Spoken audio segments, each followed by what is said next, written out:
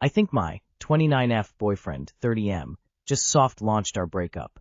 I have been in a relationship for 4 years, and although it has not been easy, we have always agreed that we would rather work through problems than separate. Well, today my boyfriend came home from work and informed me that he would not be able to celebrate my birthday Friday or Christmas this year due to him being irresponsible despite him telling me he had the day planned for us last week. I said, okay, that's life. He then immediately brings up my aunt offering to support me and my 2 children while I go to law school. He says, it doesn't sound like I was included in that offer and you should put you and your kids first. Basically making up a scenario up in his head that my aunt's offer was contingent on us separating. My family loves him, and I don't think there's a secret plot to break us up. It kind of just sounds like he wants to break up to me. The comment also bothered me because despite him not being my children's father, he has been referring to them as ours since year 2. I would just ask him directly and prepare for the worst. If you have children, it should be you and your children first. What does not being able to celebrate due to him being irresponsible mean? Just ask him if he wants to break up. You deserve the truth. Read what you wrote back to yourself, even just the first paragraph. Would you really advise a friend to do anything other than walk away at that point? It could be him wanting to break up, but it sounds to me like something has hurt his feelings, and he's reacting a bit passive-aggressively to that. Has someone, perhaps you or your family, called him irresponsible? Did you and he discuss your aunt's offer together before you accepted it? Does that alter things for you as a family, such as having to move to a different area, etc.?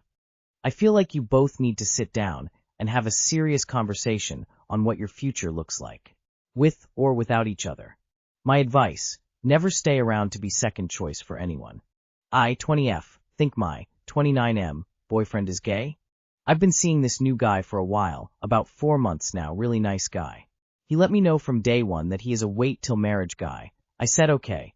Thought it was a bit odd for his age at this point, as he has never married before, and says he hasn't done it before, complete virgin. But that's okay. He makes a lot of gay jokes about himself, and to his friends. It's whatever. He also loves to comment about me being a tomboy, he loves it. Says it's a woman's body, no woman drama, which I am tomboyish, short hair, athletic, the sorts. He was also in the Navy and loves talking about all the gay stuff he's seen. Originally I thought this was all just jokes, but today I started to really question it.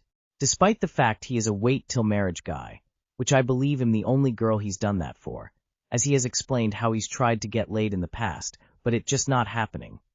We were having a little bit of fun.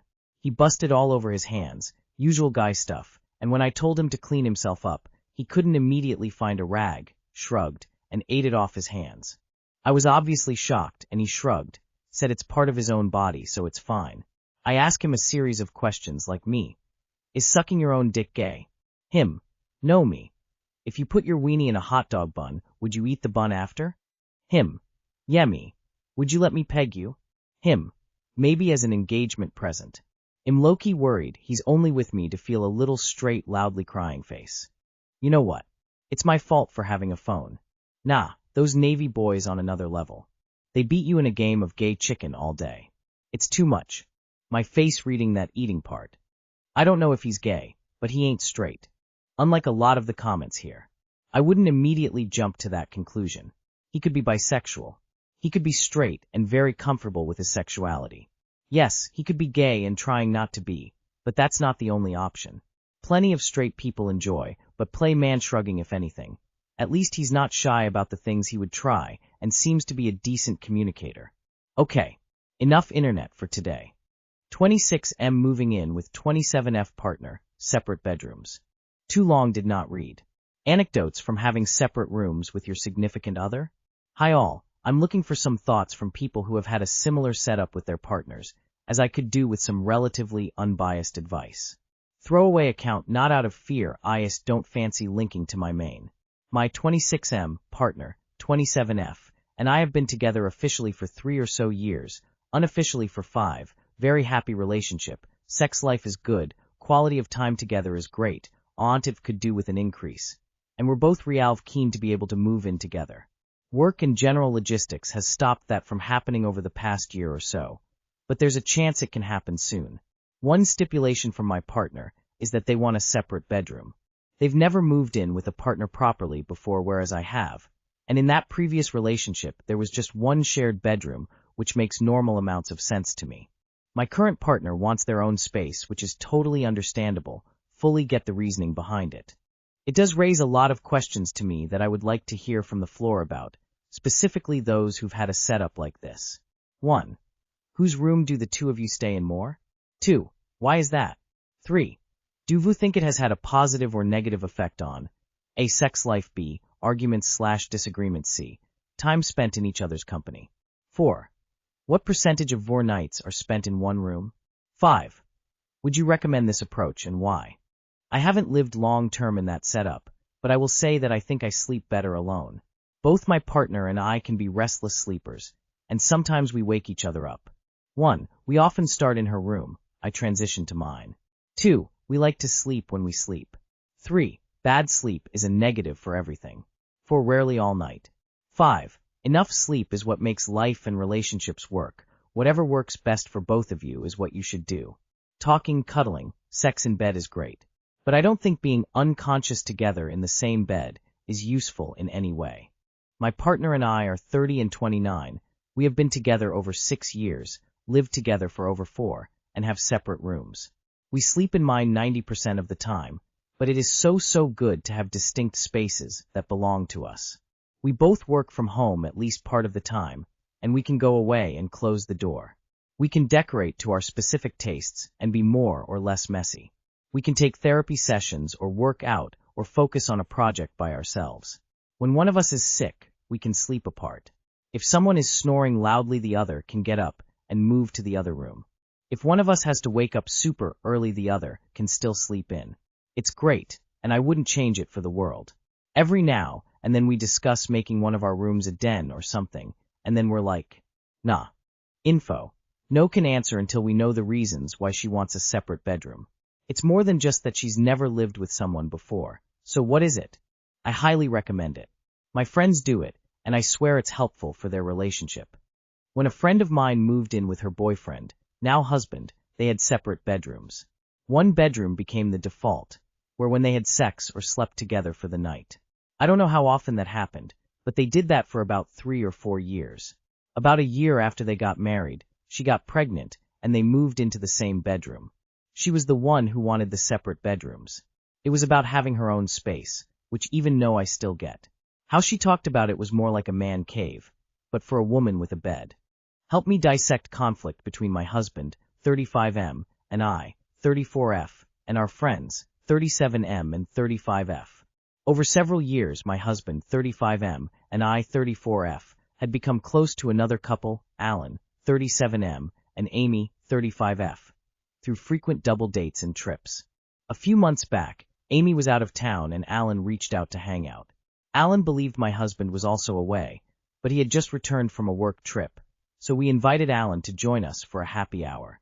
The night turned into karaoke, and after I sang, Alan repeatedly praised me and commented that he wished Amy had more hobbies and was more outgoing. When my husband stepped away to close the tab, Alan kissed me on the cheek. He is known for being physically affectionate, think Big Bear type, and was tipsy, but the kiss crossed a boundary and made both my husband and me uncomfortable, especially since he was also married. The next day, we addressed the incident directly with Alan.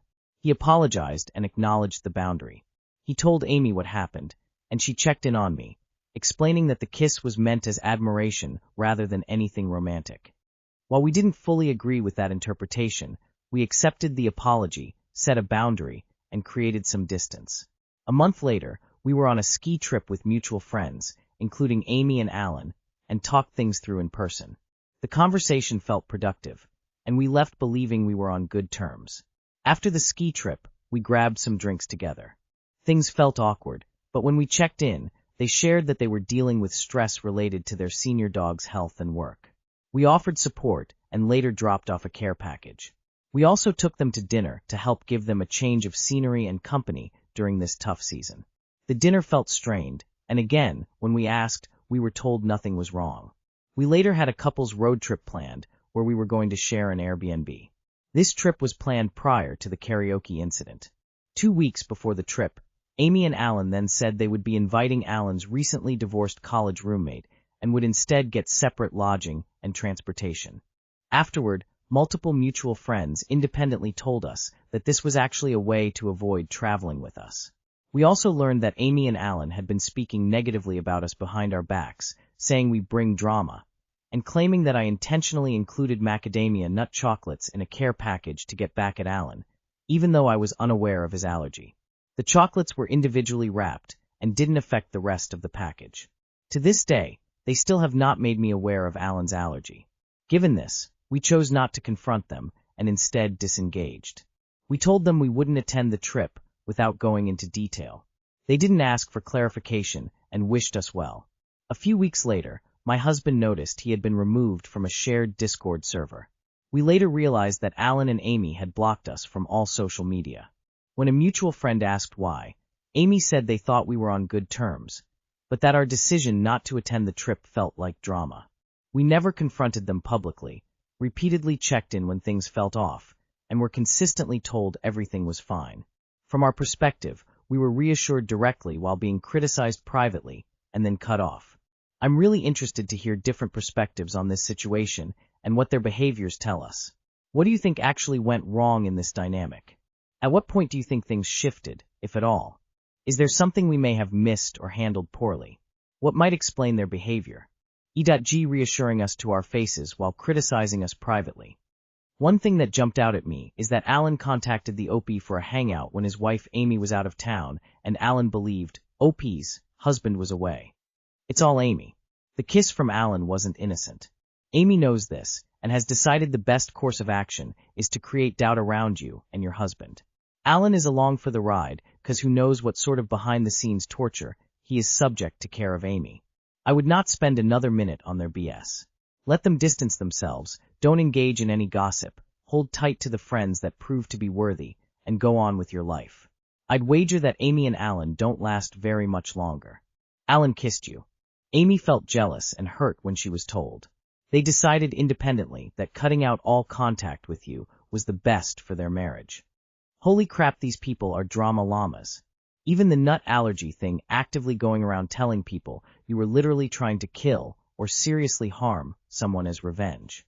Like, please. That is so dramatic. This is a case of the trash taking itself or of your life. Honestly, it sucks to go through, but if grown adults are going to tell you everything is fine to your face, rather than talk out an issue, what more can you do? I think the wife minimized it to you as being nothing romantic, but my guess is that she thought it was the opposite. Maybe she thought it would be okay to be friends, but seeing you reminded her of what he did.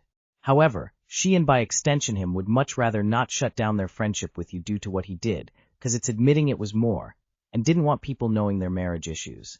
As a result of that, they have portrayed you and your husband as being the bad guys. I think Alan was trying to come on to you, and when you addressed it, they made you the scapegoat and turned spiteful toward you and your husband, instead of gracefully withdrawing from the friendship. Not that you deserved that, but it would have been the right thing to do if they were genuinely offended. They just waited passive-aggressively until you made the first move, which then gave them license to unleash this imaginary narrative about you and your husband being bad people.